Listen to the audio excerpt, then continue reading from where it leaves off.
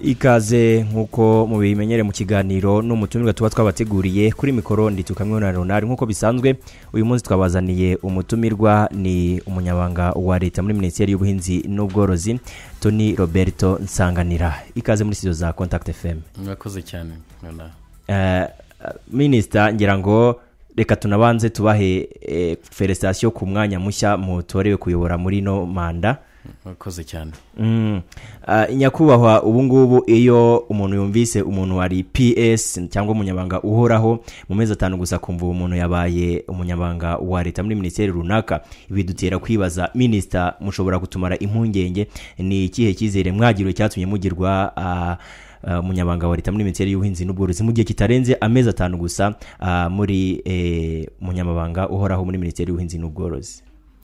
Urakoze cyane, reka nizere ko atari impungenge nkuko wari ubivuze. Ahubwo reka tuyifate ko ari ibintu byiza kandi bizadufasha kubaka igihugu cyacu. Ntago ndi mushya muri secteur y'ubuhinzi. Uretse amezi 5 nari maze ndi umunyamabanga uhoraho muri Minisiteri y'Ubuhinzi n'Ubworozi. Mbere yaho nakoraga mu rwego rw'igihugu rushinzwe kwihutisha iterambere, by'umwihariko nari nshinzwe urwego rw'ubuhinzi no kugaragaza uburyo abikorera bashobora kugira uruhare rukomeye mu buhinzi. Ariko kandi byumvikane neza ko kuba nyakubahwa Perezida wa Repubulika yarangiye ikizere mu bushishozi bwe tusanzwe tumuziho, suko wenda nta wundi wari kuba yabishobora, ariko nkuko nari mbivuze ni mu bushishozi bwe yamaye amahirwe yo kugira ngo nanjye ngira icyo nkorera igihugu cyanjye, kandi nanjye icyo ngamije no kuzakora ibishoboka kugira ngo ntazamutenguha, ariko ntitenguha nanjye ubwanjye kuko ibyo nkora mbikora kugira ngo abanyarwanda babashe kugira ubuzima bwiza buturutse ku buhinzi n'ubworozi. Murakoze cyane Minister, gira ngo mumaze iminsi mu bintu bijyanye n'ubuhinzi murabizobereye cyane, by'umwihariko munanyobora Minisiteri y'Ubuhinzi n'Ubworozi. Ubu ngubu ubuhinzi bw'u Rwanda buhagaze bute, n'izihe mbogamizi mu gihura nazo muri Minisiteri kugira ngo hongerwe umusaruro w'ibikomoka ku buhinzi? Ubuhinzi navuga ko bwifashe neza, ariko hari byinshi bigikeneye gukorwa. Mu myaka yashize ubuhinzi ndetse no mu gihe cyose ubuhinzi bwakomeje kugira uruhare rukomeye mu kugira ngo abanyarwanda babashe kubona ikibatunga, ko ibyo turya byinshi bikomoka ku buhinzi n'ubworozi, ariko kandi tukabasha no gusagurira amasoko kuko nibyo bivana abanyarwanda mu bukene. Dufashe rero imyaka 5 yonyine ishize ni ibintu byumvikanye cyane, miliyoni irenga y'abanyarwanda yabashe kuva mu bukene, kandi icyagaragaye nuko 60% y'ibyo twabashe kugeraho mu gukura miliyoni y'abanyarwanda mu bukene byari bivuye ku buhinzi n'ubworozi. Ariko kandi nuko ubukungu bwateye imbere, ubuhinzi n'ubworozi bwabigizemo uruhare rukomeye. Murabizi ko umusaruro w'igihugu cyacu urenze 45 hafi 50% ukomoka ku buhinzi n'ubworozi, bwaba ari ubuhinzi bwo mu murima busanzwe cyangwa se n'ubuhinzi bwongerewe agaciro ndetse n'ibikomoka ku bworozi. Ibyo byose rero ni ibyo twishimira twagezeho, kuko no muri rusange ubuhinzi n'ubworozi bwabashe kuzamuka ku kigero cya 5.6% mu myaka 5 ishize. Ariko byumvikana neza ko bidahagije, inzira iracyari ndende. Niyo mpamvu mfatanyije na bagenzi banjye muri Minisiteri ndetse no mu zindi nzego za leta n'abikorera tuzakomeza kubishyiramo imbaraga kugira ngo umuvuduko narusheho kwiyongera, kuko nkuko mushobora kuba mwarabyumvise, icyo tugamije nuko mu myaka 5 iri imbere umuvuduko byibuze uzaba ugeze ku 8.5% w'umusaruro, uburyo uzajya wiyongera ku mwaka biturutse ku buhinzi n'ubworozi. Birasaba rero imbaraga nyinshi, imbaraga turazifite, kandi tuzafatanya n'abandi banyarwanda ndetse n'abandi banyamahanga baza bakunda u Rwanda, bashaka gukorera mu Rwanda, yaba ari business cyangwa n'ubundi bufasha, kugira ngo turebe ko iyo ntego dufite twazayigeraho. Minister, muravuga ko ubuhinzi bw'u Rwanda kuri ubu ngubu buhagaze neza, buri ku kigero cyiza gishimishije, ariko hakunda kugaragara ko ubuhinzi bukorwa cyane mu Rwanda ari ubuhinzi bw'imbere mu gihugu ndetse bidatanga umusaruro cyane ku bintu byoherezwa hanze y'u Rwanda cyangwa se exportation. Muri Minisiteri y'Ubuhinzi n'Ubworozi ni izihe ngamba mufite zo kugira ngo mwongere umusaruro w'ibyoherezwa hanze y'u Rwanda kugira ngo twongere amadevize yinjira mu Rwanda? Urakoze cyane. Amadevize ni ingenzi. Amadevize cyane cyane ayo tuvana hanze aza kudufasha kuziba icyuho tuba dufite bitewe n'ayo tuba twohereje hanze tugura ibyo twinjiza mu gihugu, kuko niyo akiri menshi. Uyu munsi tuvugana ubu dufite icyuho kigera hafi kuri miliyari y'amadolari ugereranyije amadovize twinjiza n'ayo dusohora. Ubuhinzi rero murabizi ko twagiye ahanini twifashisha ubuhinzi bw'ikawa n'icyayi, ndetse hakiyongeraho ubukerarugendo. ubwo ngubwo ntabwo buri mu buhinzi, ariko nabwo bwagiye bugira uruhare rukomeye, ndetse n'amabuye y'agaciro. ariko ikawa n'icyayi uko byagiye bigira uruhare rukomeye, ikigaragara ni uko hakeneye gushyiramo imbaraga nyinshi. Imbaraga zigeneye gushyirwa mu buhinzi n'ubworozi kugira ngo tugere ku kubona amadovize ahagije yadufasha mu bukungu bwacu, nuko tubanza kongera n'agaciro n'iyo kawa ndetse n'icyo cyayi, kuko uyu munsi tubigurisha ku masoko mpuzamahanga usanga biba bigifite agaciro ko hasi. Ariko bitavuze ko byagiye bizamuka, kuko ari n'ubuso buhingwaho ibyo byose bwagiye buzamuka ku buryo tuzakomeza no kubishyiramo imbaraga. Ariko se ni gute twabyongerera n'agaciro kugira ngo bijye bigenda bihita bijya ku muntu rwose ubifata akabigura, kandi akabigura ku giciro cyiza. Ibyo ni ibintu rero dushyizemo imbaraga, kandi tuzakomeza gushyiramo imbaraga. Ariko kandi turimo turanateza imbere n'ibindi. Hari imbuto, hari imboga, turimo turabishyiramo imbaraga nyinshi kugira ngo nabyo bizagira uruhare rwabyo mu kugira ngo tuzamure amadovize yinjira mu gihugu cyacu. Ariko hari n'ibindi bihingwa bishyashya bigenda byinjira mu gihugu, wenda tuzagira umwanya wo kubiganira twitonze. Ariko mushobora kuba mwarumvise nk'igihingwa cyitwa stevia. Ni igihingwa gishya mu by'ukuri mu gihugu cyacu, ubu ngubu kirimo guhingwa mu karere ka Rulindo, intara y'Amajyaruguru. Kiri kugenda gitanga umusaruro mwiza. Kiratanga umusaruro mwiza, niho tugitangira. Ntabwo navuga ko ushimishije nk'uko tubyifuza, ariko tuzagenda tuzamura ubuso gihingwaho ndetse n'umusaruro kuri hegitari. Turabona rwose abantu babizanye mu Rwanda. Ubu ni igihingwa cyatuzaniwe n'umushoramari uturutse mu gihugu cya Canada. Turabona bigenda neza. Ariko nk'uko nari mbivuze, imboga, imbuto n'ibindi bihingwa tugenda tubona hirya no hino. Ariko ntanibagiwe n'ibikomoka ku bworozi, kuko nabyo dushobora kubikora. Uretse n'ibyo twohereza hanze, ikindi cy'ingenzi umuntu yavuga ni uko hari n'ibyo tuvana hanze dushobora kubikora hano iwacu. Ibikomoka ku buhinzi byinshi, ibikomoka ku bworozi. Muracyabona imbuto zituruka hanze tuba tugurisha hirya no hino mu gihugu cyacu. Ibyo byose nidukomeza kubishyiramo imbaraga, kandi nicyo tugamije, niyo gahunda twihaye, twubakira ku byabashije gukorwa mu myaka yashize. Ntago nshidikanya ko amadovize akomoka ku buhinzi n'ubworozi azarushaho kwiyongera, bikagabanya icyo cyuho navuze mbere gituma tubona koko ko dukoresha amadovize menshi ajya hanze kurusha ayo twinjiza mu gihugu. Ahangaha iyo mugaragaza ko mufite gahunda zifatika zo guteza imbere ubuhinzi n'ubworozi, cyane cyane ko ubuhinzi bw'ibyoherezwa hanze y'u Rwanda, ibi ngibi muhamya mute ko mushobora kuzabigeraho mu gihe ba rwiyemezamirimo cyangwa se abo muri Private Sector Federation mu rwego rw'abikorera bagitinya gushora imari mu buhinzi, kuko sekta y'ubuhinzi mu Rwanda itaragirirwa icyizere cyane nka sekta ishobora gutanga umusaruro uhoraho kugira ngo abantu bawitege. Ibi ngibi bizagerwaho bite, Minisita? Mu kazi gacu ka buri munsi harimo no kubatinyura, kuko kandi mvuge ko mu myaka 17 ishize mu by'ukuri ubwoba bwari bwinshi kurusha ubw'uyu munsi. Icyo gihe nk'uko nabivuze, navuga ko nakurikiranaga hafi imishinga y'abikorera yinjiraga mu gihugu cyangwa se yandikwaga mu gihugu irebana n'ubuhinzi n'ubworozi. Yari mike cyane icyo gihe. Iyo nibutse imibare mu 2000, ndumva mu rwego rw'igihugu rushinzwe kwihutisha iterambere rwari rutarajyaho, ariko hari urundi rwego rwari ruriho. Hari nk'imishinga igera kuri 3 gusa y'abikorera iri mu buhinzi n'ubworozi.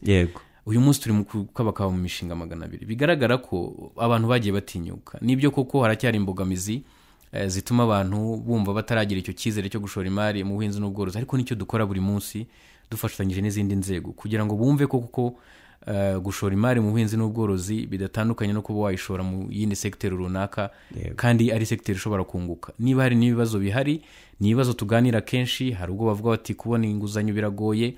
Ibyo bintu tubyumva kenshi, ariko duhora mu biganiro byo kugira ngo turebe ukuntu twabikemura. Hari ibibazo by'ubumenyi nabyo tugenda dushaka uburyo twakemura.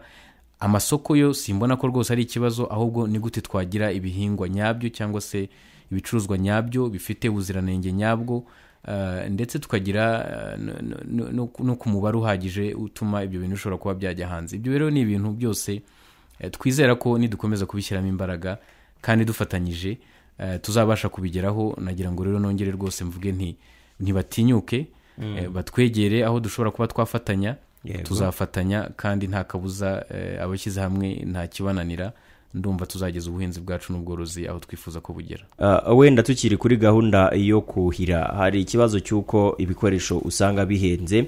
Ibingibi muragira ingamba mugaragaza mwafashe mu kugira ngo mworohereze abaturage kubona ibikoresho. Noneho munagaruke ku kibazo cy'uko igihugu cy'u Rwanda kigizwe ahanini n'ibice by'imisozi cyane kurusha ibibaya. Ibingibi munagaragaza noneho ingamba mufite kugira ngo mufashe abaturage batuye mu bice by'imisozi.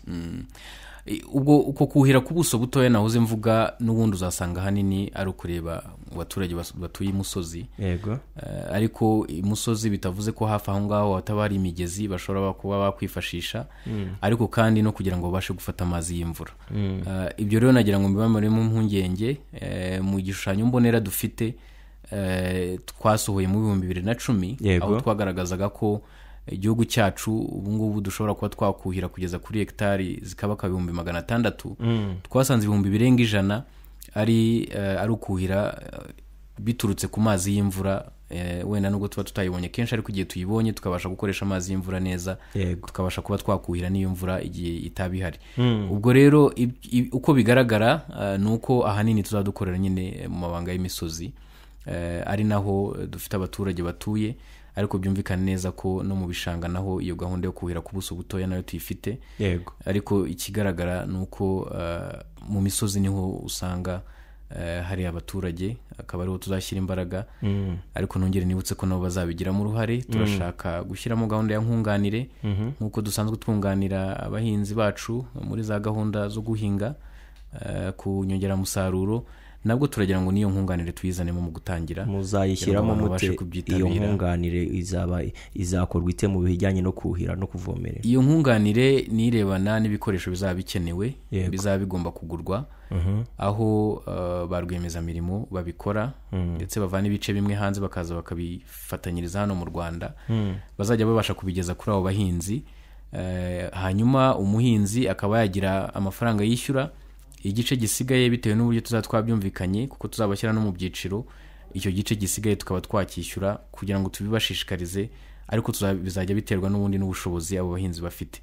Ariko iyo tugamije nuko tutazaguma muri nkunganire, ahubwo ari uko abantu bageraho bakabyumva bakabivanamo umusaruro, bakazabasha no kubikomeza mu gihe nkunganire yaba itakiriho, kuko uretse nuko kuba tuyitanga n'uyu munsi no mu nyongeramusaruro, naho icyo tuba tugamije nuko twazageraho abanyarwanda babasha kweza, bakeza neza, bakagurisha, bakaba babasha kuba bakwigura izo nyongeramusaruro. No muri gahunda yo kuhira rero nuko nguko dushaka kubikora, kandi tuzabegera tuganire, tubumvisha akamaro kabyo, uretse ko nizera ko hari na benshi babyumva.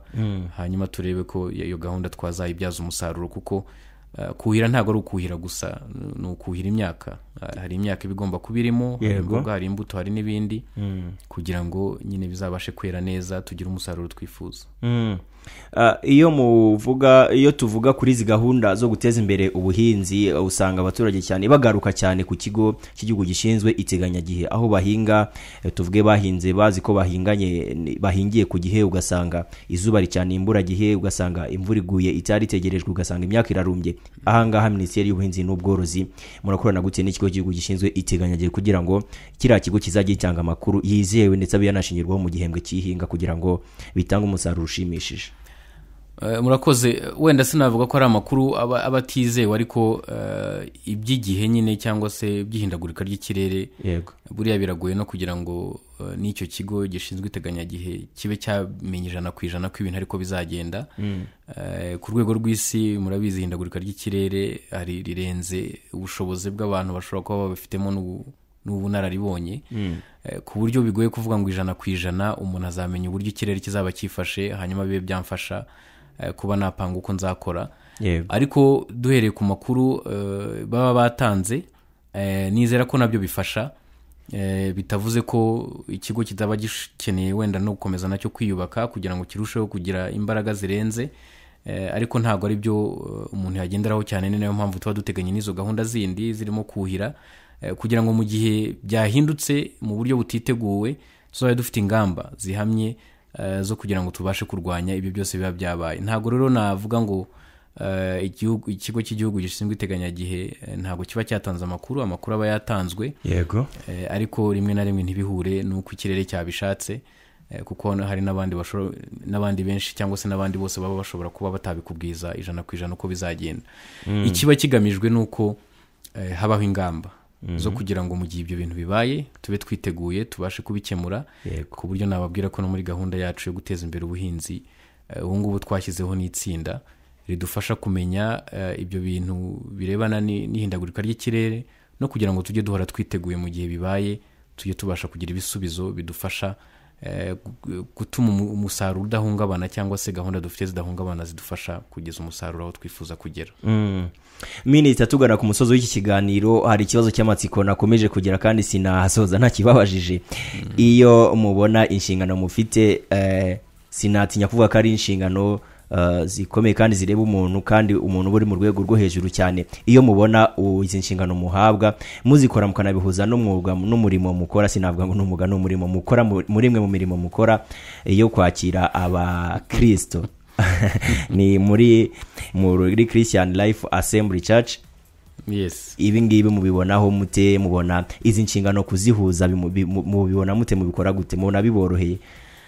Ahubwo se umenya hari wenda ntabifatanya bitakunda, kuko nibaza ko nizo mbaraga mbona zo kubikora zituruka no kumuba mfite umurimo aho nsengera. Yego. Ko niho umuntu ajya kuvana imbaraga kugira ngo nyine abashe kuba yagera ku byo ageraho. Yego. Ndetse no kuba ngeze ahangaha ntabwo nshidikanya ko ari uko nshobora kuba ku ruhande rumwe naragiye mbikora.